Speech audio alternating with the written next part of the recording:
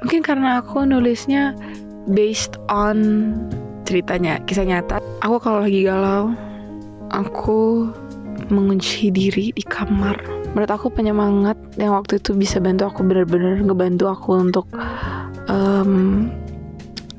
bangun lagi, itu firman Tuhan.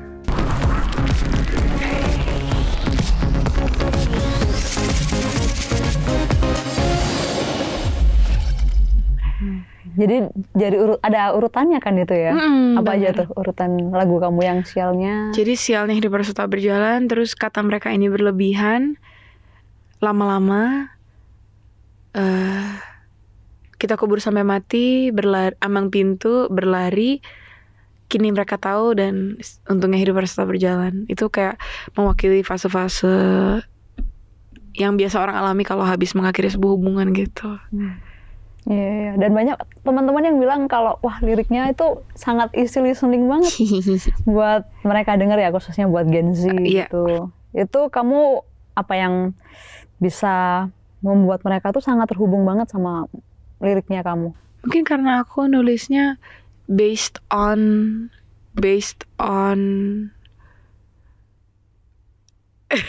nggak, mungkin karena aku nulisnya based on ceritanya, kisah nyata, tapi belum tentu kisah nyataku.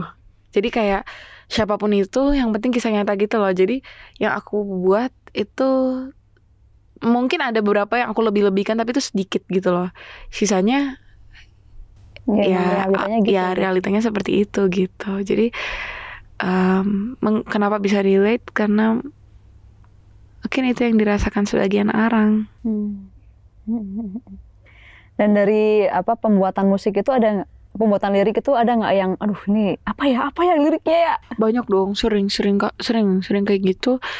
Tapi sekarang sedikit dimudahkan karena aku udah lebih berani untuk datang ke produser dengan lagu yang 90% jadi. Nggak apa-apa deh, aku akhirnya nggak apa-apa deh dibantu orang lain, kayaknya nggak apa-apa loh gitu. Dulu aku tuh super nggak mau dibantu orang lain gitu, kayak nggak, ini tuh harus sangat aku liriknya gitu. Tapi nggak, kayaknya kadang-kadang kita butuh sudut pandang orang lain gitu. Kalau misal kita boleh tahu nih, gimana sih proses kreatif kamu buat bikin lirik dari awal? Apakah langsung nge-pop up gitu? Macam-macam lagi. Ada yang aku harus baca buku dulu, terus aku baru mendapatkan seperti referensi. Terus ada juga yang aku inspirasi tuh datangnya kapan aja dan di mana aja. Jadi kadang-kadang aku lagi di toilet, terus habis itu kadang-kadang seringnya muncul di situ karena aku misalnya nggak pegang HP, terus kayak apa ya, terus kayak tiba-tiba kepikiran gitu. Ya, toilet sumber inspirasi ya. Itu. Berapa lagu kamu yang muncul dari toilet? Kayak 3 ada deh. Sekarang kan kamu udah jadi, bisa bilang artis ya, di usia 20 tahun. Sangat muda sekali ya. Iya. Gimana kamu menjalani kehidupan keartisan kamu ini? Wow. Show. Wah, kehidupan apa sorry Kak. Iya. Jadi gimana kamu menjalani kehidupan keartisan kamu di usia muda? Tunggu. Oke, gak apa-apa. Ya. Bagaimana? Tiba-tiba kamu yang seseorang dari Surabaya kan, tiba-tiba nulis lagu, terus terkenal nih sekarang nih. Di Spotify banyak yang dengerin lagi. Oke. Gimana sekarang rasanya? Gimana rasanya? Sebenarnya nggak terlalu jauh, nggak ada perbedaan yang terlalu signifikan sih menurut aku. Kayak udah, aku tetap menjalani hidup seperti biasa. Cuman bedanya mungkin sekarang apa yang aku lakukan dan apa yang aku katakan harus aku lebih jaga karena public figure. Malu ngomongnya gitu loh, kayak karena orang gimana pun orang pasti kayak merhatiin terus gitu loh gerak-gerik aku. Waktu itu aja misalnya aku ngomong apa kayak digoreng, di apa kayak gitu loh. Mungkin aku juga nggak yang terlalu selebriti ya. Mungkin perks jadi musisi juga orang nggak terlalu pay attention kamu mau ngapain, kayak agak terserah kan. Tapi tetap gimana pun jadi sorotan gitu loh. Jadi ya mungkin kayak agak lebih behave gitu. Kamu kan dikenal nih lagi dikenal dengan seseorang yang apa ya, dengan kegalauannya ya di lagu-lagunya ya. Yang seperti kamu bilang tadi, dengan anak-anak yang mengalami putus, patah hati gitu, terus denger lagu, oh ya relate banget nih gitu. Nah kalau kamu sendiri nih, pas lagi galau nih, kamu biasanya ngapain? Aku kalau lagi galau, aku mengunci diri di kamar untuk mendengarkan lagu. Untuk menulis lagu sih kalau aku mendengarkan kan. Kadang-kadang waktu mendengarkan lagu, waktu lagi galau-galaunya kayak, terus aku tiba-tiba oh ada lagu yang enak, terus aku perhatiin liriknya, wah bagus banget, terus aku langsung kepikiran, oke aku harus nulis lagu yang sama kerennya kayak gini gitu. Jadi dan untungnya waktu itu misalnya lagi banyak yang terjadi dalam hidupku, banyak tuh sumber inspirasinya, jadi ngalir biasanya gitu. Menurut aku sangat kayak waktu sendiri, me time itu sangat dibutuhkan kalau kamu lagi galau sih. Menurut aku stop cari distraksi yang sifatnya sementara gitu loh. Stop bebas sih kalau cara orang emang kayak gitu, tapi kalau aku pribadi, menurut aku mencari distraksi, pergi ke sana kemari dan apa ya, pokoknya hal-hal yang terlalu sibuk yang bikin kamu lupa sama itu semua, itu malah cuman menunda itu tuh meledak gitu loh. Kalau menurut aku, kalau kamu lagi galau, kamu lagi sedih-sedihnya, itu puas-puasin. Menurut aku puas-puasin sampai till it hurts no more. Jadi sampai itu nggak sakit lagi gitu loh, sampai kamu udah capek nangis gitu misalnya. Berarti galaunya kalau kamu lebih ke hal yang positif ya, galau malah bikin lagu gitu ya? Positif, iya positif. Produktif ya? Produktif bener, itu ya? Lebih ke produktif ya. Jadi ya, nggak, puji Tuhan lah dapat ya bisa membuat lagu. Cuman kalau yang nggak bisa bikin lagu jangan dipaksain, ntar stres terus nggak bisa. Kita masih ngomongin tentang kegalauan nih, galau nih ya. Biasanya apa sih yang orang butuhin kalau dia lagi galau, khususnya kalau lagi pas patah hati gitu? Waktu sendiri. Dan menurut aku kalian butuh penyemangat, tapi bukan dari orang. Menurut aku penyemangat yang waktu itu bisa bantu aku, benar-benar ngebantu aku untuk bangun lagi, itu firman Tuhan. Beneran, kayak gak percaya gitu Mas Pet. Beneran, firman Tuhan waktu itu kayak tiap kali aku misalnya sedang mengalami sesuatu, terus aku keinget lagi, yang bisa nguatin aku tuh firman Tuhan. Dan ada satu lagu yang menurut aku sangat bisa bikin aku tenang, lagu Tenanglah Kini Hatiku ya, itu bisa bikin aku tenang. Jadi yang dibutuhkan kalau lagi galau mungkin setiap orang beda-beda, tapi menurut aku itu yang bisa ngebantu aku. Dan menurut kamu kenapa sih Tuhan itu izinin kita ada di dalam titik galau? Untuk melihat bahwa Tuhan, menurut aku untuk melihat bahwa kita itu butuh Tuhan gitu loh, butuh Tuhan, dan melihat bahwa Tuhan itu bisa mengubah segalanya gitu. Menurut aku ya, pada saat itu yang aku pelajari itu. Oke. Kalau kamu sendiri bagaimana sih? Ada momen nggak di mana Tuhan aku galau banget nih, aku udah nggak tahu aku harus ngapain, dan gimana Tuhan bekerja dalam hidup kamu? Ada, pernah. Dan gimana Tuhan bekerja dalam hidup aku? Ya lewat kayak waktu itu nggak tahu kenapa algoritma TikTok aku tuh isinya semuanya kayak apa ya, orang khotbah gitu. Terus jadinya oh maybe ini adalah sebuah sign, dan ini adalah bentuk pertolongan Tuhan gitu lah. Jadi kayak itu yang bisa nguatin aku. Jadi tiap kali aku teringat dan menurut aku itu sangat menyakitkan atau apa, firman Tuhan dan lagu rohani yang tadi itu yang bisa bikin aku kayak tenang. Walaupun mungkin kayak nggak lama terus misalnya aku relapse lagi ya, kayak aku rasa sedih lagi, tapi aku selalu nyanyi lagu itu untuk menenangkanku kembali, dan itu selalu berhasil. Oke. Kalau ada teman-teman yang nonton nih yang nggak tahu lagunya, kira-kira kamu bisa spill dikit nggak lagunya? Lagunya judulnya Tenanglah Kini Hatiku. Kayak gini lagunya. Tenanglah kini hatiku, Tuhan memimpin langkahku. Di tiap saat dan kerja tetap ku rasa tangannya gitu. Oh, sama ada satu lagi. Tak ku tahu kan hari esok.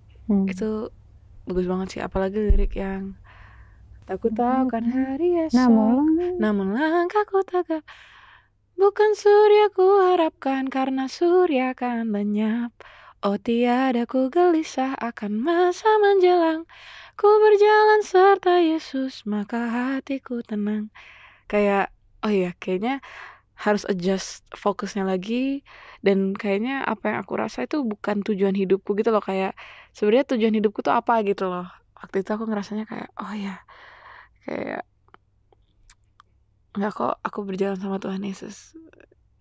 Bukan surya yang aku harapkan, bukan hari baru yang aku harapkan gitu loh. Berarti Tuhan Yesus itu sangat berkesan banget ya buat hidup kamu ya? Iya sih. Iya dong. Dan kamu pernah nggak ngalamin momen, wah ini kalau bukan Tuhan aku nggak bisa deh? Banyak dong, banyak momen-momen yang dimana aku bangkit dari keterpurukan. Dan bahkan gak hanya momen yang berat itu, kayak saat aku lagi hal-hal yang aku alami akhir-akhir ini, pencapaian-pencapaian baru yang menurut aku terlalu besar buat aku dan sedikit membuatku kewalahan gitu. Itu maksudnya in a good way ya, itu nggak mungkin kalau bukan Tuhan gitu. Banyak dari kisah aku, mungkin teman-teman ada yang sedang mengalaminya juga. Waktu itu tuh aku seperti banyak hal-hal buruk yang datangnya tuh bersamaan di satu waktu. Dari mulai ada, maksudnya teman-teman aku satu persatu pergi gitu. Pergi maksudnya menjauh lah, kayak kita punya kehidupan masing-masing. Terus juga ada titik di mana aku udah mulai waktu itu aku kuliah di sebuah perguruan tinggi kan. Terus aku merasa kayak ini tuh kayaknya bukan yang aku mau gitu. Ini bukan yang aku mau. Tapi kalau aku melepaskan ini, belum tentu aku juga bisa. Karirku waktu itu belum seperti ini kan. Jadi belum tentu juga aku bisa hidup dari aku berkarir gitu. Jadi what should I do gitu. Ya udah akhirnya itu menurut aku, kalau kalian sedang dihadapkan dengan pilihan-pilihan yang besar dalam hidup, berdoa tanya Tuhan sih. Terus aku waktu itu akhirnya pindah tempat kuliah, dan aku yakin aja, emang belum terlihat gitu loh kayak karir aku mau kemana gitu, tapi aku yakin Tuhan akan bawa aku kemana aku ditakdirkan gitu. Jadi Tuhan gak akan ninggalin aku. Jadi ya udah, aku percaya aja. Terus aku memberanikan diri untuk oke, aku merelakan dan aku coba fokus sama karir aku. Jadi puji Tuhan, mungkin Tuhan memberikan jalan-jalannya. Banyak sekali jalan yang terbuka pada saat itu. Aku ingat waktu aku memilih untuk stop dari kuliah yang waktu itu. Terus tiba-tiba aku ada tawaran untuk nyanyi menjadi opening di Tur Manusia Tulus, yang itu adalah mimpiku juga dari dulu. Jadi Tuhan itu baik. Aku emang suka manifesting gitu loh, tapi manifestingnya jangan yang kayak gitu ya teman-teman. Kayak aku selalu kayak dalam nama Tuhan Yesus. Manifestingnya dibarengin gitu, kayak balance gitu, dalam nama Tuhan Yesus. Tapi aku percaya apa yang kita katakan, apa yang kita imani itu akan terjadi gitu loh. Aku selalu aku selalu punya mimpi dan hidup seolah aku udah pasti mendapatkannya gitu. Selagi itu baik ya teman-teman. Gitu.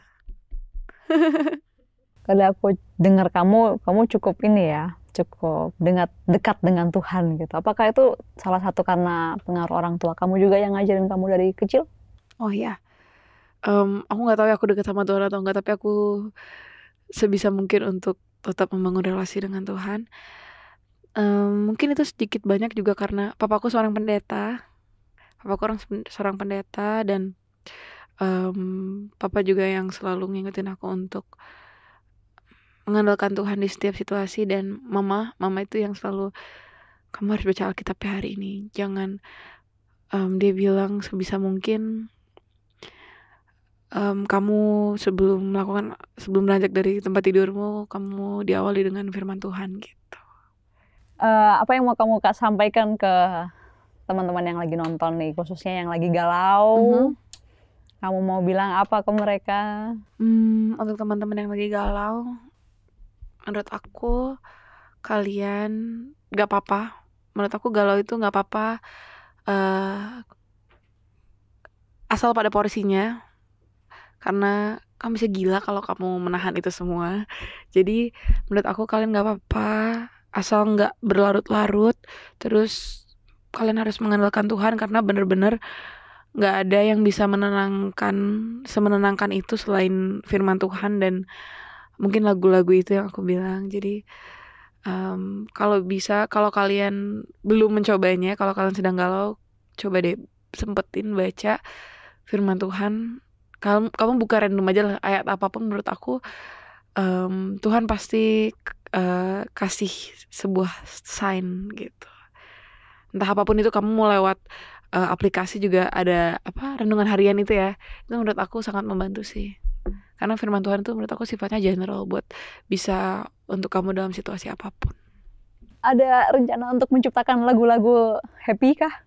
Ada dong, ada, pasti ada. Tapi susah ternyata ya. Susah, karena lagi-lagi itu aku sendiri gak mendengarkan lagu yang happy gitu. Kadang-kadang aku dengar lagu galau bukan untuk lihat liriknya. Kadang emang kayak musiknya kan lebih kayak gitu. Musik yang enggak, aku gak terlalu suka lagu upbeat sih. Lebih bukan lagu happy-nya, tapi lagu upbeat aku gak suka. Gitu. Teman-teman, semoga lagu aku bisa menemani masa-masa sulit kalian. Terus kalau kalian dengarkan, please dengarkan sampai akhir, yang sampai ke track untungnya hidup harus tetap berjalan, karena di situ mungkin kalian bisa kembali optimis. Dan lagu itu tuh kurang lebih intinya adalah untungnya waktu itu kamu gak menyerah gitu. Untungnya waktu itu kamu memilih yang susah, yaitu gak nyerah. Kamu memilih, kan menyerah itu mudah ya, tapi untungnya aku pilih yang susah gitu. Jadi mungkin lagu ini suatu saat kalau kamu udah sampai di fase dimana kamu bisa menyanyikan lagu ini dengan sepenuh hati, menurut aku lagu ini ya itu tadi, seperti secercah harapan gitu di tengah-tengah. Semoga bisa seperti itu juga buat kalian semua lagu itu. Untungnya hidup harus tetap berjalan. Nanti kalian kalau beberapa tahun ke depan kalian look back ke belakang dan akhirnya kalian mensyukuri ternyata bener hal-hal indah yang kalian tunggu-tunggu itu beneran datang gitu. Halo teman-teman, Super Youth punya layanan konseling dan layanan doa gratis. Mungkin untuk kamu yang membutuhkannya karena kamu sedang galau atau karena kamu sedang banyak masalah, bisa langsung hubungi ke nomor di bawah ini.